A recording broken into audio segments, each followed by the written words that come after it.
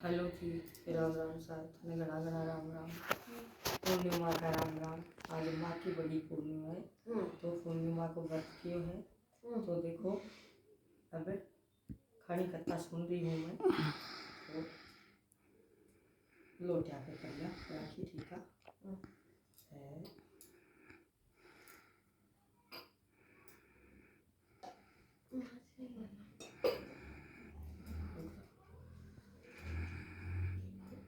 पटाखे भी कर दिया। तो देखो अब ममता बुआ मेरी खानी का 12 वर्षी 12 ममता है। तो लो इकट्ठी को काट दूँ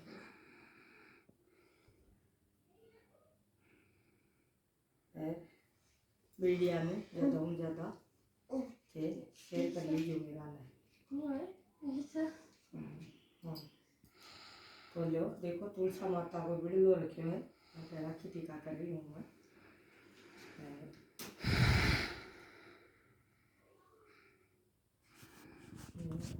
डॉक्टर को बोलूँ चालू कम करे है मारो। और आप लोगों की काई राय है जिका मैंने कमेंट कर बता दी भाई गले को ऑपरेशन करवाना है।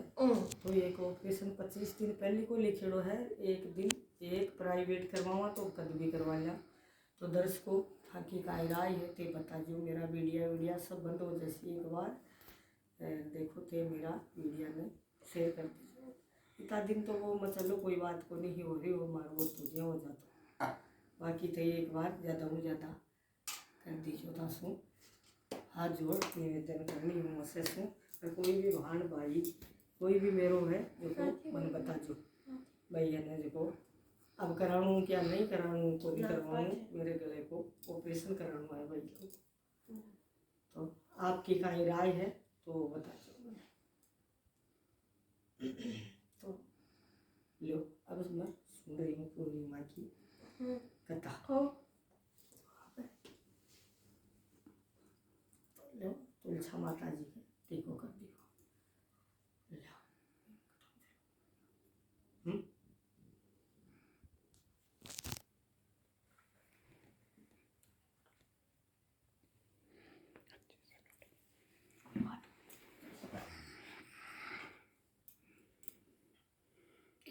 माघ पूर्णिमा पर कथा पढ़नी या सुननी जरूर चाहिए। इसके बिना व्रत अधूरा माना जाता है। में धनेश्वर नाम का बाकी पूर्णिमाओं की तरह विशेष महत्व होता है। इस व्रत को करने से व्यक्ति की सभी मनोकामनाएं पूरी होती हैं। माघ पूर्णिमा पर कथा पढ़नी या सुननी जरूर चाहिए। इसके बिना व्रत अधूरा माना जाता है। आइए सुनते हैं माघ पूर्णिमा की व्रत कथा। एक नगर में धनेश्वर नाम का एक ब्राह्मण रहा करता था। उसकी पत्नी का नाम रूपवती था, जो बहुत ही पतिव्रता और सर्वगुण संपन्न स्त्री थी। लेकिन उन्हें कोई संतान नहीं थी, इसलिए वो दोनों बहुत चिंतित रहा करते थे। एक बार उस नगर में एक महात्मा आए। उन्होंने उस नगर के सभी घरों से दान लिया, लेकिन जब धनेश्वर की पत्नी उन्हें दान देने जाती, तो वो दान लेने से मना कर देते। एक दिन धनेश्वर महात्मा के पास गया और उसने पूछा, हे महात्मा, आप नगर के सभी लोगों से दान लेते हैं, लेकिन मेरे घर से नहीं लेते। अगर हमसे कोई भूल हुई हो तो हम ब्राह्मण दंपत्ति आपसे क्षमा याचना करते हैं। इस पर महात्मा ने कहा, नहीं नहीं, तुम तो हमेशा आदर सत्कार करने वाले ब्राह्मण हो। तुमसे तो कभी कोई भूल हो ही नहीं सकती। महात्मा की बात सुनकर धनेश्वर ने हाथ जोड़ा और बोला, हे मुनिवर, फिर आखिर क्या कारण है कि आप हमसे दान नहीं ले रहे? कृपया करके हमें इस बात से अवगत कराएं। इस पर महात्मा ने कहा, हे विप्र, तुम्हारे यहाँ कोई संतान नहीं है। जो दंपत्ति निसंतान होते हैं, उनके हाथ से भिक्षा मैं कैसे ग्रहण कर सकता हूँ?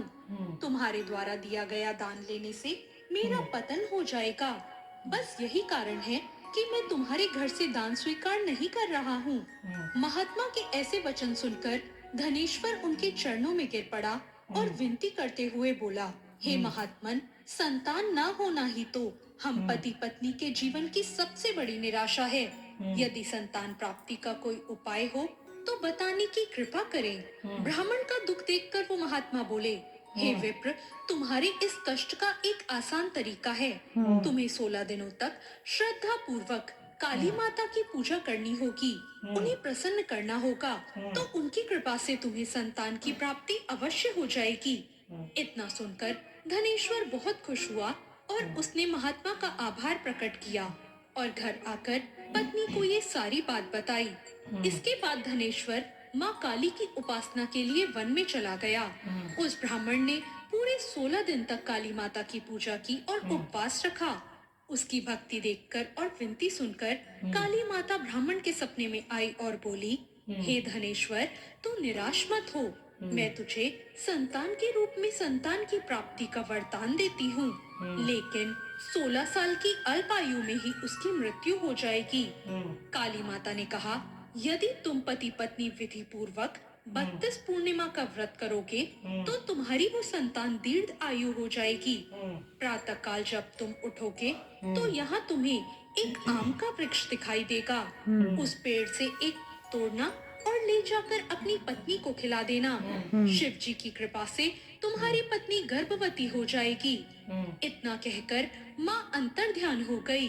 प्रातःकाल जब धनेश्वर उठा तो उसे वहाँ एक आम का वृक्ष दिखा जिस पर बहुत ही सुंदर फल लगे थे। वो काली माँ के कहे अनुसार फल तोड़ने के लिए वृक्ष पर चढ़ने लगा। उसने कई बार प्रयास किए लेकिन फिर भी वो फल तोड़ने में असफल ही रहा।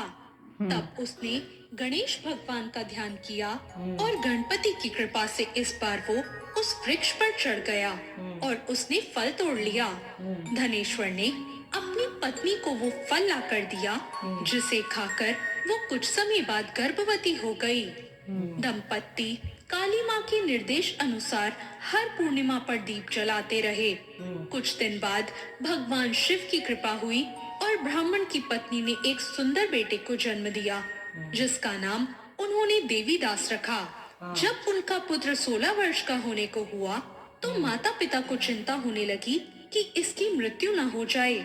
इस पर उन्होंने देवीदास के मामा को बुलाया और कहा, तुम देवीदास को विद्या अध्ययन के लिए काशी ले जाओ और 1 वर्ष बाद वापस ले आना। दंपत्ति पूरी आस्था के साथ पूर्णमासी का व्रत करके पुत्र के दीर्घ आयु होने की कामना करते रहे। काशी के दौरान मामा भांजे को एक गांव से गुजरना पड़ा। वहाँ एक कन्या का विवाह हो रहा था। विवाह होने से पूर्व ही उसका वर अंधा हो गया।